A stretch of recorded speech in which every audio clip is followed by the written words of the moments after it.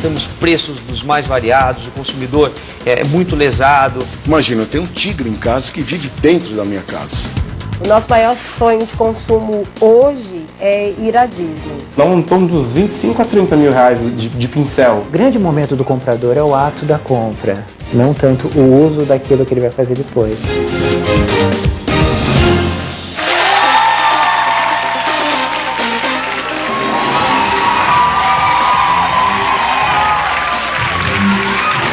Boa noite! Hoje nós vamos falar sobre um tema que as mulheres gostam até mais do que os homens.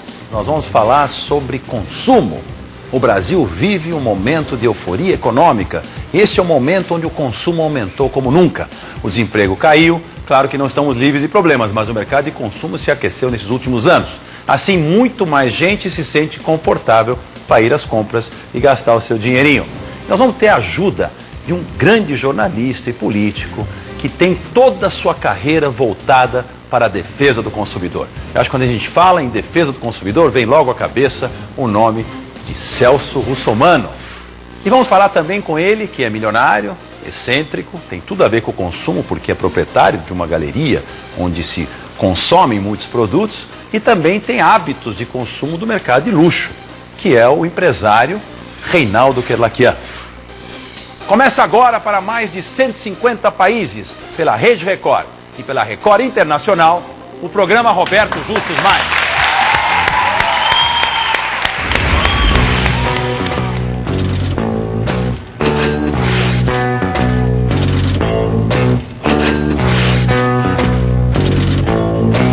Segundo um dito popular, você é o que você consome. O fato é que desfrutar de determinados bens e serviços é um sinal de status e, até por isso, o grande desejo de quem quer melhorar de vida. Mecas do consumo, como o Shopping Cidade Jardim, por exemplo, recebem a cada dia mais brasileiros. E a explicação é simples. É o trio renda, emprego e crédito que move a roda do consumo. Conseguir um emprego fixo significa ter uma fonte de renda estável. Cresce a confiança na hora de gastar e fazer novas dívidas. E quem perderia a chance de comprar o primeiro imóvel, fazer a primeira viagem de avião ou ser o primeiro da família a entrar numa faculdade? Nós tivemos 40 milhões de novos brasileiros ingressando na classe média e alguns milhões saindo da classe média para a classe alta no Brasil. Nos últimos anos, o Brasil assistiu uma nova classe média, fruto de importantes conquistas. A primeira, sem dúvida, foi a estabilidade da moeda, reforçada por um acesso a crédito maior e também uma melhora das condições de vida. Essa ascensão foi consequência do aumento da renda do trabalho. As pessoas tendem a achar que foi decorrência dos programas sociais, mas é um equívoco. Foi a geração de emprego, a política de aumento real do salário mínimo. Esse novo acesso melhora a qualidade de vida, mas devemos sempre ter a nossa capacidade de empréstimos em ponto para reflexão. Senão, podemos consumir mais do que nossa capacidade e cair em inadimplência, gerando um malefício de médio e longo prazo. As vendas de vinhos cresceram 40%. Somos o quarto mercado mundial de carros, terceiro de cosméticos e líderes absolutos no consumo de gravatas. Quando você tem mais oportunidade de crédito, você então passa a sofisticar, a diversificar o seu consumo. E aí você começa a atender a sua necessidade. É interessante perceber como os hábitos de consumo mudam.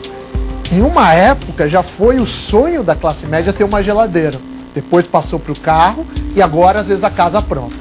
Em termos materiais, é a casa própria, é a educação pessoal, quando constituída a família, a educação dos filhos. O mercado de luxo tem crescido também, mais voltado para a classe A e B, e o mercado que antes era dominado pela classe A e B, agora vem sendo conquistado pela classe C.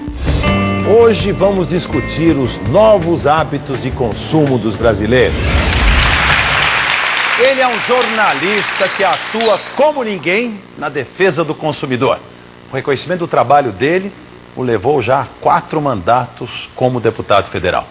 Tô falando de Celso Russomano, pode entrar.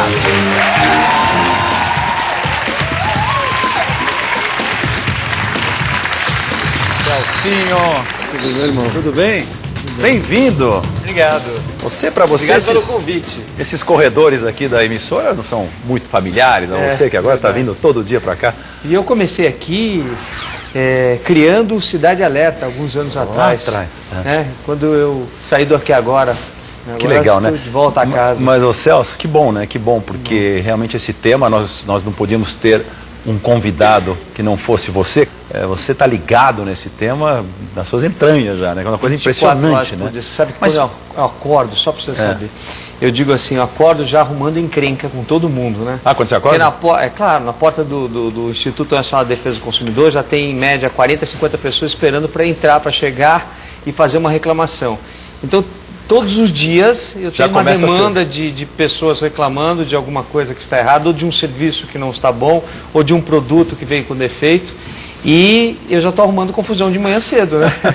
Mas, Celso, como é que começou isso? Por que você, que é um jornalista, resolveu abraçar? Eu lembro muito bem, olha, tem tempo isso. Depois você fala quanto tempo tem. A história do está bom para você, está bom para os dois, então estando bom para ambas as partes. Bom para ambas as partes. Quer dizer, desde aquela época você já... E tem uma história aí da tua ex-mulher que teve um problema. Então, na verdade, a história é um pouco triste, né?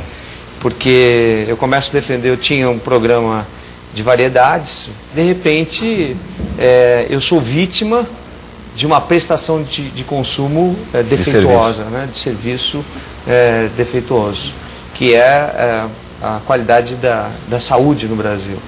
E olha que a minha mulher estava num hospital particular e ela falece por falta de atendimento médico, por negligência médica. E aí eu mudo totalmente o rumo das minhas reportagens para começar a defender as pessoas que eram vítimas de erro médico, de negligência, imperícia, imprudência, né? E passo a fazer isso. Naquela época, Celso, não tinha nem o Código de Defesa do Consumidor ainda. Exatamente quando ela faleceu, não. Depois é que foi feito um trabalho e aí vem o Código de Defesa do Consumidor, é colocado em... Isso mudou a vida do consumidor, né? Mudou a vida de todos os brasileiros. Né? É uma pena que ainda todo o povo brasileiro não conheça a lei. Quer dizer, não sabe nem os direitos que tem, né? Por isso a gente faz a Patrulha do Consumidor. Eu com a sua esposa Tice, que é uma pessoa maravilhosa, eu conheço ela desde pequena. E com a Ana Hickman e com o Brito. Com a Ana Hickman e com o Brito. E a gente faz lá a Patrulha do Consumidor com a intenção de ensinar as pessoas quais são os seus direitos. Então a gente está o tempo todo discutindo ali no palco, né? Quais são os direitos, o que a pessoa pode fazer para se defender, como é que ela pode fazer para consumir da maneira correta. Você é advogado de formação, né? Sou. O que te ajuda também um pouco mais a entender essa coisa do direito. Eu acho que ajuda muito. Você vê que na Itália, por exemplo, para você ser jornalista, você tem que se formar em direito, né? É uma exigência lá. E aí o jornalista com curso de direito, ele transita melhor, ele é menos enganado, digamos assim, né? Se alguém, ele tem uma visão mais ampla do que pode, do que não pode. Eu acho que isso facilita demais o trabalho. Celso, quais são as principais reclamações que você vê acontecer, quer dizer, hoje? São prestação de serviço? Que tipo de reclamação? Produtos com defeito? O que as pessoas mais sofrem e que você tem ajudado mais a resolver? Então, a gente avançou muito no produto, né? Mas na prestação de serviço, Roberto, fica a desejar. Nós temos preços dos mais variados, o consumidor é muito lesado, então ele precisa, antes de contratar a prestação de serviço, saber exatamente pesquisar, né? E é um pouco mais do que isso, né? Os serviços públicos, Roberto, todos estão enquadrados no Código de Defesa do Consumidor. Então as pessoas não sabem, mas mesmo o serviço médico, né?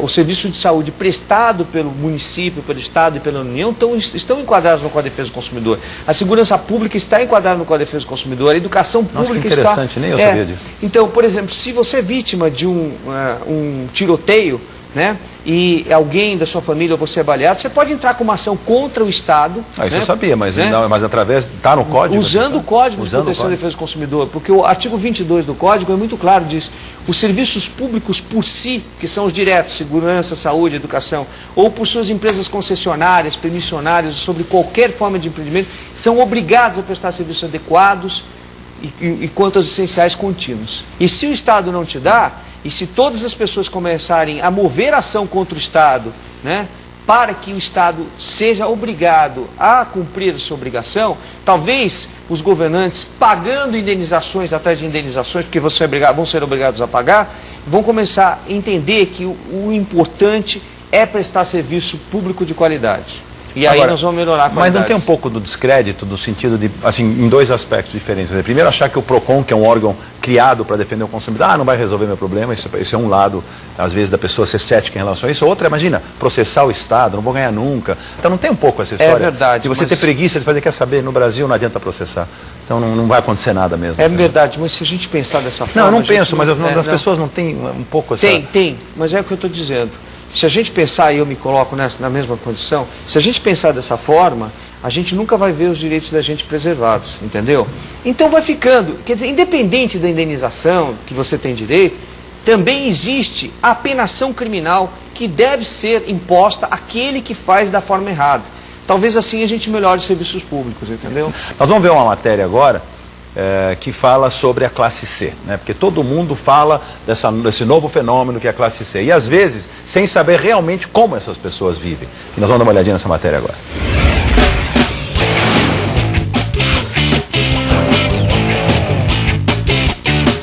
Bom, meu nome é Ademir Gomes e sou analista controle. Vamos lá, gente, vamos conhecer a nossa casa. Aqui é a nossa sala, né? Meu nome é Tatiana, tenho 34 anos, sou promotora de vendas. Acho que os móveis que tem aqui em casa, todos de 4 anos pra cá, entendeu?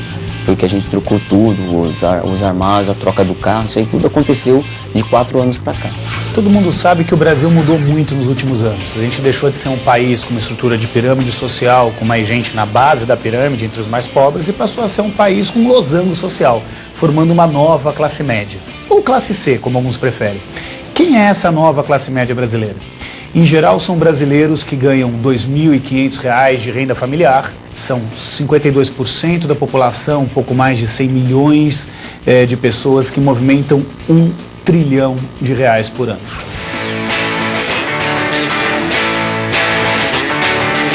Na minha casa tem 4 pessoas e eu tenho um irmão que não mora com a gente. Mas aqui em casa são 4 pessoas que parecem 10. Quando eu comecei a trabalhar, a gente não tinha um carro só para todos. Hoje, todo mundo, cada um tem o seu carro, né?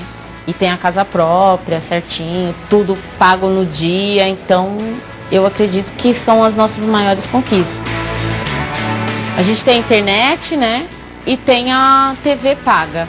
Mas tudo entra na vaquinha, né? Um paga a internet, outro paga a TV, mas legal. De cada R$ 100 gastos pelos brasileiros da classe média, R$ 65 são gastos com serviços.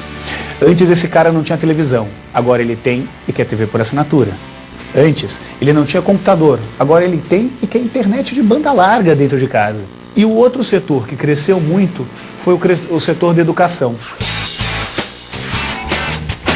Tenho formação superior em ciências contábeis. Essa faculdade eu iniciei ela em 2006 e terminando em 2009. Depois que eu me formei, depois que eu estudei, que a gente começou a ter um melhor conforto aqui dentro de casa, entendeu? Então acho que um dos principais fatores foi o meu estudo, entendeu? Estudou mais, ganha mais. Ganha mais, influencia mais os rumos da própria família e do país. Antes o brasileiro não tinha acesso a um emprego formal. Quando ele passa a trabalhar no emprego formal, ele passa a ter direito a férias e 13º, com um adicional de 1/3 de férias para gastar na sua viagem. Antes, né, eu ficava por aqui mesmo, porque não tinha condições. Hoje eu viajo muito de avião. Em 2011 eu fui para o Chile. E agora em 2012 eu tive a oportunidade de conhecer o paraíso, que é Cancún. Ou seja, o brasileiro nunca viajou tanto de avião como está viajando agora. Só no ano passado, 7,5 milhões de brasileiros viajaram de avião pela primeira vez. O nosso maior sonho de consumo hoje é ir à Disney. Há um tempo atrás, claro, se via como impossível. Hoje eu já vejo como um sonho possível.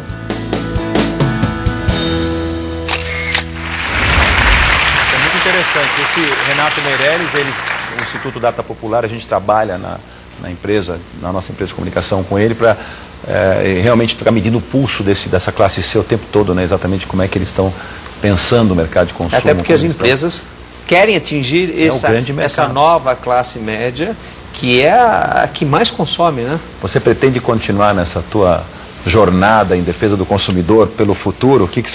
Como é que você imagina isso? Eu imagino a defesa do consumidor e à medida que os produtos vão evoluindo, a gente vai estudando e é o que eu faço todo dia.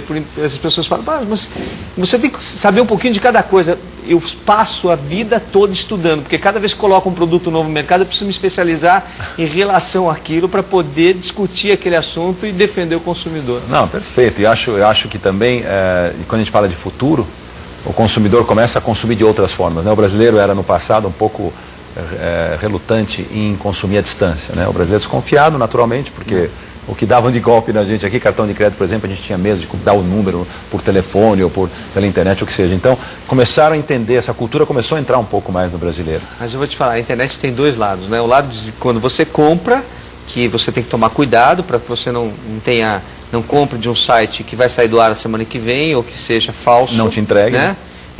E você tem um lado em que você reclama e está funcionando muito isso. E o estrago é tão grande na imagem da empresa que a empresa diz, espera aí, eu tenho que me readequar. Não está certo o caminho que eu estou conduzindo. Então, aí a empresa volta atrás, quer consertar, quer dar isso, quer dar aquilo, quer não sei o que lá, mas às vezes, como a gente viu, aí o estrago é muito grande.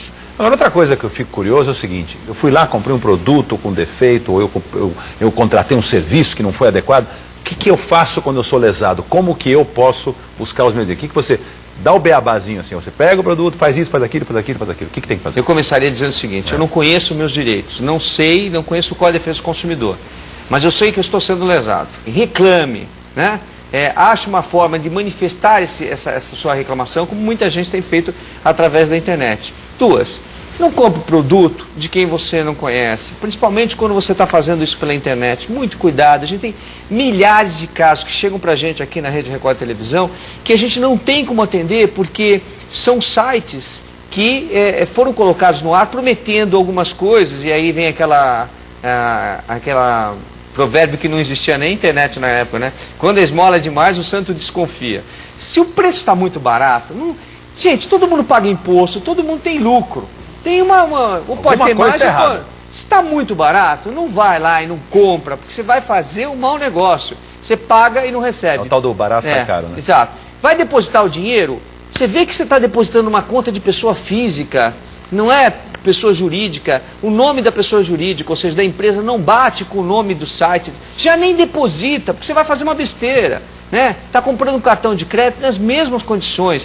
Então, veja se não tem reclamações nos órgãos de defesa do consumidor, veja se a empresa tem CNPJ, se tem inscrição estadual, se tem endereço físico, se está instalado em algum lugar, porque se não tiver, você está fazendo um mau negócio. Então, são dicas que a gente tem que dar para comprar. E toda vez que você for comprar alguma coisa, examine, escolha. Você vai comprar um eletrodoméstico, um eletrônico, na loja, que é o melhor comprar na loja, tira da caixa, o vendedor vai tirar da caixa, vai colocar em cima do balcão, vai experimentar, vai ligar, vai mostrar como funciona, vai te ensinar, porque ele conhece tudo sobre aquele produto, ele teve curso sobre o produto. E aí você vai para casa seguro de que você fez uma boa compra. É verdade. Bom, vamos ver agora as mudanças que vêm acontecendo na classe média e como elas influenciam o consumo das classes mais altas. Vamos dar uma olhadinha. A cada dia mais pessoas ganham acesso a produtos de qualidade. E quem já estava acostumado com o luxo se torna cada vez mais exigente. A classe A quer sempre experimentar algo novo, algo diferenciado. Quando se pensa num produto de luxo, quer dizer, todo o conceito de produto de luxo está baseado na exclusividade. Está no fato de que fazer com que o consumidor, a partir do momento que compre aquilo, ele esteja se diferenciando de todos os outros.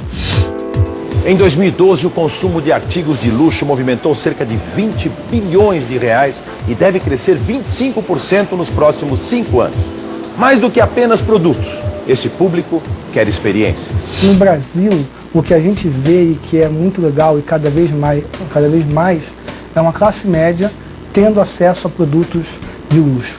Você não via isso há 5 anos atrás, Acho que essa história começa e é muito recente no Brasil, mas por ter práticas muito particulares, como você poder parcelar um produto em até 12 vezes, mesmo as principais marcas do mundo fazem isso, deu acesso a uma classe média emergente brasileira começar a consumir produtos de luxo. Com o crédito mais fácil, o sonho de ter um iate pode se realizar em 60 prestações.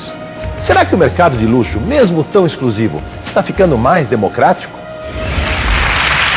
Bom, Celso, a conversa está muito boa, você realmente é um expert nessa área e é muito gostoso ouvir e aprender com você.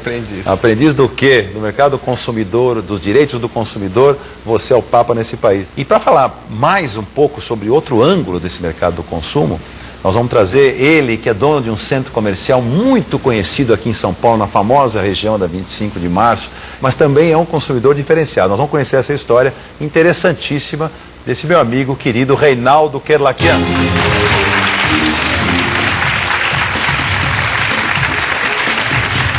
Opa! Como vai? Muito obrigado tá bom? pelo convite, Roberto. É um prazer. Bom, para quem não sabe... prazer ouvir você, as explanações para o Brasil. Que aula, né? Coisa boa pra gente, não é? Obrigado. Mas a única coisa que me... É amigo há 30 anos, é suspeito. Não, mas não é não. A única coisa que realmente ainda me incomoda um pouco é na hora da devolução dos produtos nos estabelecimentos comerciais. Não existe ainda uma regra, como por exemplo nos Estados Unidos, você compra alguma coisa, você vai e devolve e acabou, ninguém fica te questionando, lhe devolve o dinheiro, trocam a mercadoria e ponto final. Então isso é uma coisa que realmente eu questiono muito, Celso. Então, eu só fazer uma colocação, Roberto. As pessoas dizem assim, nos Estados Unidos isso, nos Estados Unidos aquilo. A legislação consumerista americana, ela é dividida por estados e ela está muito aquém da nossa. Ela está engatinhando perto da nossa. Tá brincando. E as pessoas não sabem disso. Agora, existe um hábito nos Estados Unidos do lojista assumir para si a responsabilidade sobre o produto, que não é dele, mesmo nos Estados Unidos, não é dele, né? E trocar o produto, pegar o produto e dizer para o fabricante, olha, é o seguinte, eu estou com esse problema aqui, o consumidor não gostou, você fica com essa bomba, senão eu não compro mais de você. Ele usa esse mecanismo. Esse poder que ele tem, né? Ele usa esse mecanismo, esse poder que ele tem, o lojista, para dizer, eu não compro mais de você. Então, existe esse hábito, que é um hábito americano. Mas não que a legislação americana seja melhor ou superior à nossa. Porque tanto lá quanto aqui, a responsabilidade é objetiva, é de quem coloca o produto no mercado. Quem colocou o produto no mercado é o fabricante. Então é cultural. É cultural. Eu acho que é cultural, é isso que eu estava querendo mais saber.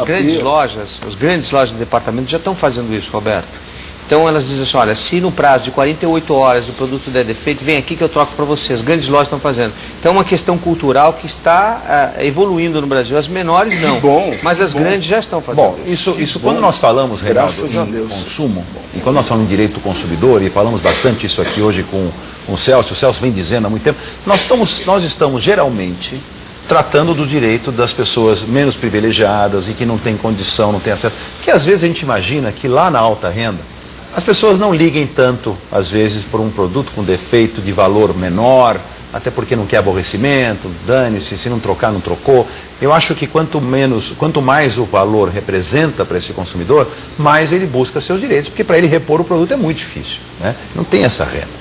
Então agora eu quero falar um pouco com o consumidor da classe alta, Reinaldo Kerlakian, que para quem não sabe, eu vou contar para vocês algumas coisas interessantes. Primeiro que ele pilota o seu próprio helicóptero, que é o helicóptero dele. Segundo, que ele tem Ferrari na garagem. Terceiro, que ele tem um mini zoológico na casa dele, que eu já conheci, que é fantástico essa história. Da onde vem uma ideia dessas, esse é o ponto, de montar um zoológico na sua casa, né? E como consumidor de alta renda, que tem helicóptero, que tem carro e tal, você é desses que reclamam dos seus direitos de consumidor? Ou você deixa passar paciência, porque você tem condição econômica para repor o produto sem aborrecimento? Não, eu reclamo sim e muito, independentemente do valor. Quanto aos animais, é um consumo afetivo. Eu não tenho filhos, cada um deles representa um filho para mim. Eu cuido deles como... Imagina, eu tenho um tigre em casa que vive dentro da minha casa. Tigre? É um tigre adulto. Que ele me responde comigo e com a minha mulher com muito carinho, com muito amor. tenho pelo menos 15 mini cavalos, uma mini vaca, um jegue, pássaros, enfim. Tudo isso na casa dele aqui em São Paulo, não é uma fazenda num sítio. Então, ao invés, Roberto, de eu ter uma piscina e ter uma quadra, enfim, o que a maioria das pessoas fazem, né? Eu preferi ter animais, que para mim é muito prazeroso. Eu acho que a minha personalidade de ser uma pessoa que não ouve, assim, eu não dou bola. O que os outros acham. O que os outros pensam de mim, eu faço aquilo que eu acho que eu devo fazer. Eu decidi ser feliz há muitos anos na minha vida. Essa é a minha grande vantagem. Você, Reinaldo, que é considerado um consumidor de alta renda, né, de produtos sofisticados, etc., dentro do seu padrão, do seu gosto, etc., como você gosta, tem gente que acha você extravagante demais, etc. Bom, enfim, dentro desse cenário do consumo de alto luxo, você se considera um consumista? Você acha que você é um cara que acorda um dia e fala, hoje eu preciso comprar tal coisa, e vai lá e você tem posse para fazer isso? Você, você se considera esse cara que lida com o consumo de uma forma até um pouco exagerada, às vezes, ou não? Não, eu não me considero. Eu tenho as coisas porque eu gosto e tenho também por necessidade até. É claro, a necessidade, eu tenho um helicóptero. E eu uso, claro, a gente mora em São Paulo, eu tenho casas fora de São Paulo, facilita a minha vida. Um helicóptero pousa na sua casa? Não aqui em São Paulo, mas eu tenho nas minhas outras casas, eu tenho helipontos homologados. Agora, tem uma história que você tem uma Ferrari na garagem que você não sai com ela. Um carro para não sair, é só para olhar? Não, eu gosto de mexer no motor, eu desmonto. É para desmontar e montar. Ele desmonta e monta. A minha paixão é pela tecnologia, de saber por que esse carro causa tanto glamour assim, né? Bom, mas depois que já desmontou e já montou, você pode dar uma voltinha dele? Ou ele não funciona mais? Não, ele funciona, mas eu não tenho essa necessidade de sair na rua, não é isso. Eu tenho as coisas porque eu gosto. É como você tem um quadro que você admira, é um prazer de né? ter, né? É um prazer de ter, né? É verdade. Bom, nós vamos tratar agora, nós vamos ver uma matéria que foi feita sobre o comprador ou consumidor compulsivo. E nós vamos dar uma olhadinha nessa matéria agora.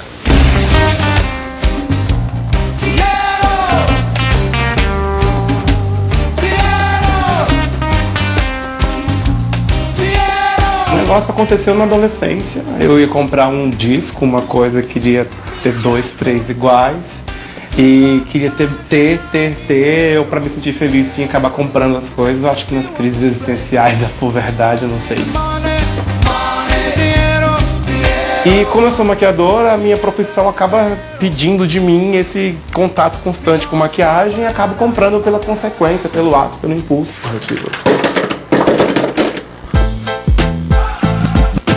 Basicamente, um dependente de compras, um onimaníaco, tem duas características. Uma sensação de perda de controle, de perda de liberdade, de falta de escolha. A pessoa não compra porque ela quer, no momento que ela quer. E o fato desse comportamento ser disfuncional, ser prejudicial. O maquiador usa uma maquiagem 20 pincéis. Com esses maquiadores tem 18 a 35 e eles se acham loucos para limpar e higienizar. Eu tenho 200. Então o valor de um carro dá em torno dos 25 a 30 mil reais de pincel. É um carro popular.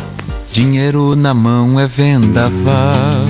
O grande momento do comprador é o ato da compra, não tanto o uso daquilo que ele vai fazer depois. Tanto que compra por impulso, compra coisas que não são realmente necessárias e acaba nem usando, compra coisa repetida. Tem amigos que me alertam, que acham que é excesso, que é exagero, que não usa. Eu penso que são pontos de vista diferentes. O fundamental do processo de tratamento do dependente de compras é uma psicoterapia que ajude essa pessoa a compreender qual é a função, qual é o lugar que esse comportamento está tendo na vida dela.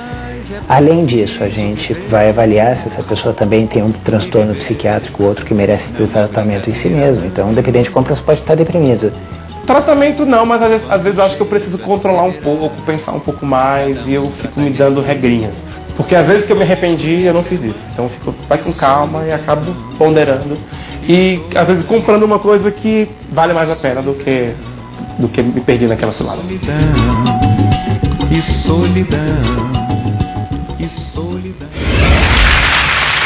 Isso é um assunto sério, né? Vira uma doença que acaba prejudicando a vida da pessoa. Celso, você que lida com esse mercado de consumidores e dos direitos do consumidor há tanto tempo, você conhece algum caso? Conheço assim? muitos casos desse consumo compulsivo, e a pessoa é uma doença.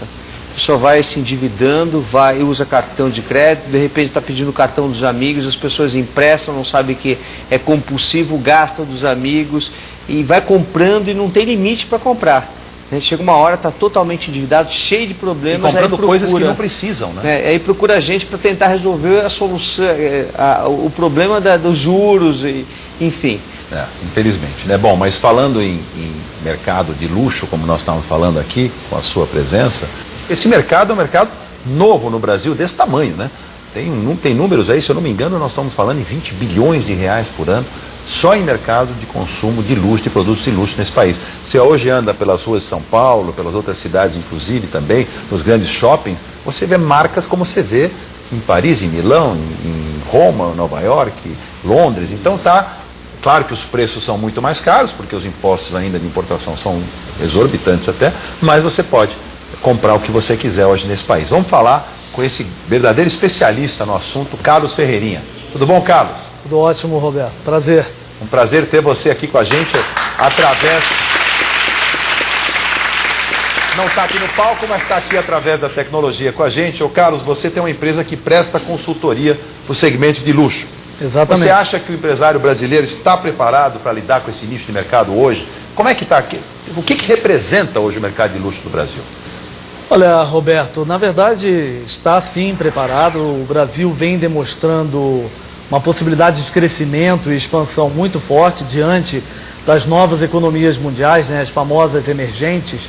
O Brasil vem se despontando como um dos principais mercados e o empresário brasileiro também vem desenvolvendo marcas de luxo brasileiras. Então, isso demonstra que o Brasil vem amadurecendo esse consumo para a chegada das marcas internacionais, estando aqui disponível para o brasileiro, que pode acessar esses produtos ou esses serviços, mas também a criação de oportunidades dentro do próprio mercado brasileiro, através de empresários brasileiros que têm entendido essa possibilidade de também surpreender o consumidor. Ótimo, realmente está acontecendo. E eu estava falando aqui sobre essa compra de produtos importados e de lojas, de grandes grifes que instalaram no país, etc. Só que os preços são absurdos muitas vezes, né?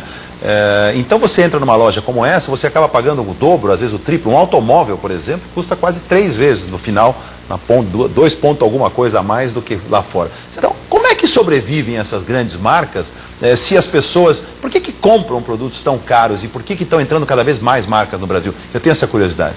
É que esse é um consumo não racional, esse é um consumo emocional.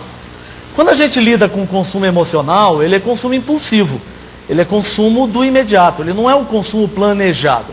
Então, o consumo impulsivo, ele não olha a razão, ele olha a vontade. Dito isso, com essa nova possibilidade de classes brasileiras, não somente do topo da pirâmide, mas esse meio de pirâmide crescendo, cada vez mais esse consumidor quer mudar o seu padrão de consumo. E quando ele muda o padrão de consumo, ele se aventura para um consumo de vontade. Aquele consumo que necessariamente ele não faz todos os dias. E para finalizar a sua pergunta, que eu achei muito interessante, a gente não pode olhar o segmento de luxo, Roberto, somente no helicóptero, no avião, na lancha, ou no edifício, ou no imóvel de alto padrão, ou na Ferrari. Quando a gente fala atividade em segmento de luxo, nós temos que falar de marcas que trabalham no cosmético, na perfumaria, no sapato, no cinto, na bolsa. Então a atividade do luxo ela é muito maior do que esse símbolo do luxo que está associado somente a essa lancha. E uma coisa que me deixa curioso, Carlos, eu queria saber se um consumidor da classe A compra mais por posse, por um hábito de consumo dele ou por exclusividade desse produto. Qual é o driver mais importante para o consumidor classe A? Não tem o mais importante, Roberto. É um erro da minha parte se eu fizesse isso. Na verdade, tem um consumidor que compra por hábito, sempre foi exposto, sempre teve a possibilidade de acessar. Esse é o consumidor de hábito. Tem o consumidor do status, tem o consumidor do poder, tem o consumidor da diferenciação, tem o consumidor do conhecimento. O que é mais importante nisso tudo é não ter medo, nenhum tipo de medo, que o consumo do luxo não é o consumo do necessário. Ele é o consumo da vontade. E aí na vontade existem todas as manifestações de consumo.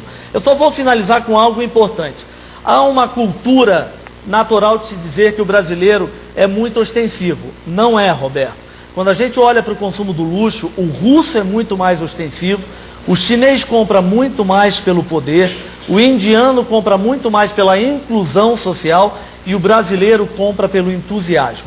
O brasileiro tem entusiasmo por consumir. E pela experiência também, adora Sem ter dúvida. essa experiência, né? Carlos Ferreirinha, muito obrigado, viu? Você realmente é um expert nessa área. Obrigado pela tua participação no programa de hoje. Obrigado, André. Muito legal, né? Carlos Ferreirinha é um expert no assunto de mercado de luxo, né? Podemos dizer que a velha máxima é verdadeira, que dinheiro traz felicidade, poder consumir esse tipo de produto deixa a pessoa mais feliz? Eu não Começando sei com você. se traz a felicidade, porque a felicidade está muito ligada ao amor, está muito ligada à construção do que você deseja para a sua família, para você, enfim, para aqueles que te rodeiam, mas que ajuda, não tenha dúvida nenhuma. Agora, se traz a felicidade, eu não acredito. O que você acha, Reinaldo? Não, eu não traz felicidade, não. Eu acho que o dinheiro traz conforto. Não adianta você estar cercado em tantas coisas maravilhosas que você pode comprar. Isso não vai te fazer feliz. Tem tanta gente que tem tudo e é tão deprimido que não consegue abrir um sorriso, meu Deus. Você poderia dizer que apenas isso não resolve? Não, né? não resolve. Mas ajuda. Não, eu não acho que ajuda, eu acho que só traz conforto. Sabe o que é, Reinaldo? A gente é politicamente correto em dar essas respostas. Eu não sou assim, porque eu falo muito o que eu penso mesmo. Eu acho assim, se todos que estão aqui, todos que estão lá fora nos ouvindo, pudessem ter uma vida mais confortável, pudessem proporcionar aos seus familiares, né, um conforto, ter uma casa melhor, essa pessoa se sente mais completa, se sente menos humilhada muitas vezes, ou menos oprimida, porque conquistou um espaço que lhe deixou mais feliz. Então é verdade que não é que só isto. O que traz mais felicidade é você amar alguém, é você ser feliz com a sua parceira, você ter teus filhos saudáveis. Tudo isso é muito importante. Agora, poder dar a essas pessoas conforto... É o que eu ia dizer, é sensacional. Roberto. Eu acho que o que a gente sempre quer é dar conforto às pessoas que estão e convivem com a gente. Claro. Né, aos nossos filhos. A gente sempre quer dar para os nossos filhos o que a gente não teve. Né, o que a gente demorou para conquistar e etc. E tal. Então eu acho que é esse o caminho. É verdade, sem dúvida nenhuma. Bom, nós vamos partir agora para o bloco do nosso programa, que é a Pergunta Mais. A Pergunta Mais está dentro desses dois envelopes aqui, né? Perguntas que às vezes um telespectador lá em casa fala, pô, mas faltou perguntar para o Celso ou para o Reinaldo tal coisa. Quem sabe a gente acerta aqui. Vamos ver o que a produção aprontou para vocês logo depois do intervalo comercial.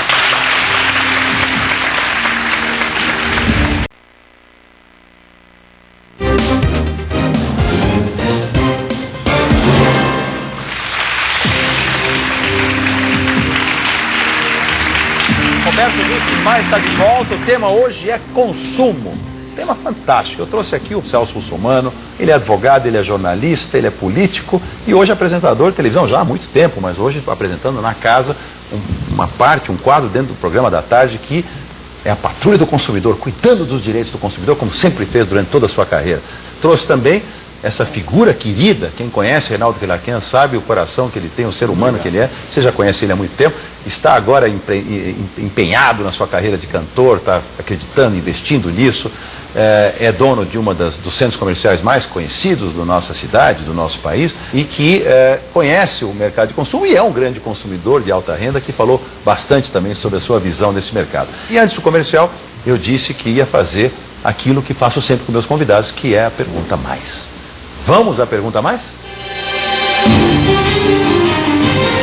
Vamos ver quem vai ser o primeiro. O primeiro vai ser Celso Russomano. Vamos lá. Vamos ver o que a nossa produção aprontou para você. Celcinho, muita gente critica o tipo de reportagem que você faz, afirmando que é sensacionalismo, voltado apenas para te promover politicamente. Você se elegeu 4 vezes deputado, tentou se eleger prefeito da cidade de São Paulo.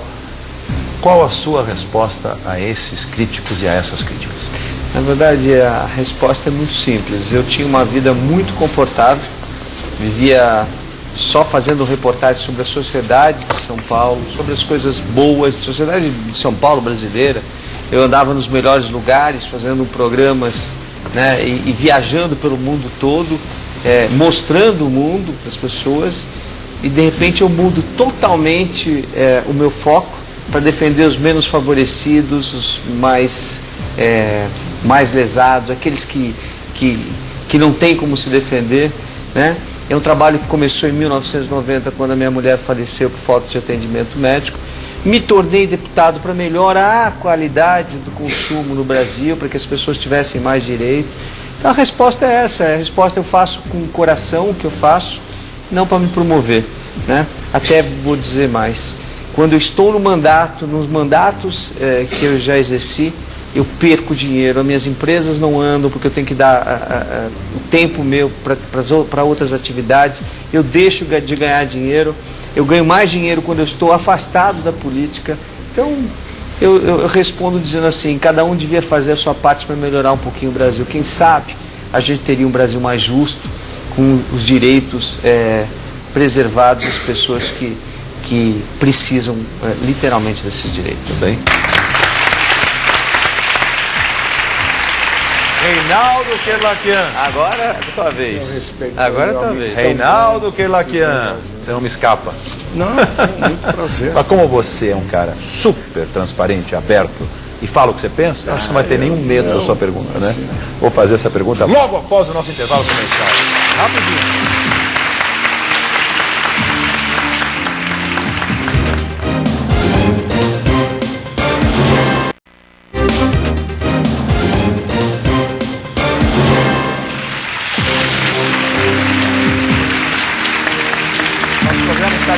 O tema hoje é consumo. Eu tive aqui um papo maravilhoso com o Celso Russomano, também Reinaldo Kerlakian, que está aqui com a gente, que é polivalente, né? Dono de um centro comercial importante, cantor agora, enfim, e que falou bastante também sobre consumo.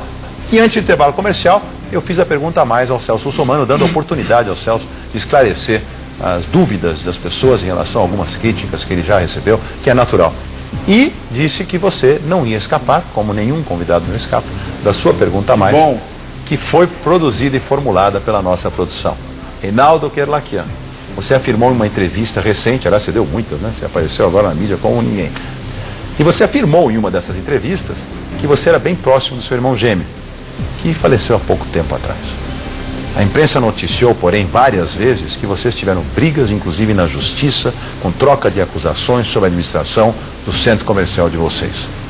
Qual é a verdade, afinal? Claro, Roberto, infelizmente, eu não sou o primeiro de uma família e nem vou ser o último, onde quando existe um trabalho que começam as discussões, né? Isso infelizmente acontece.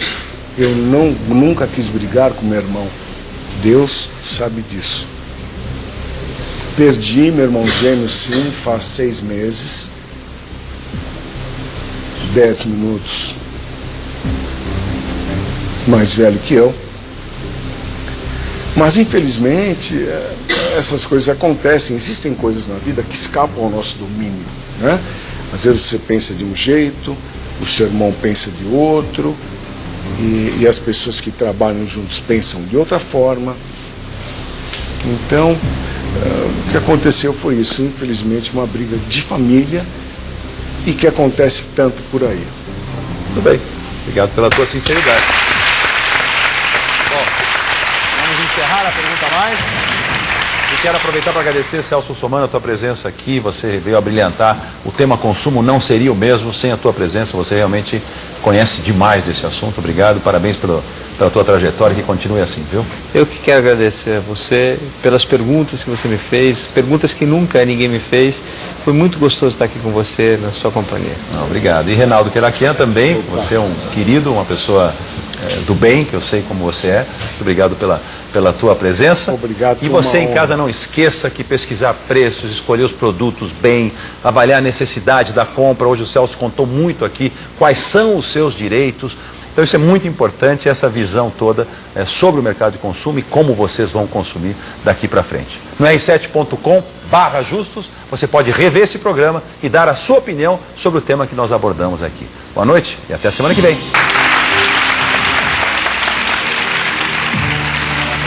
Muito legal.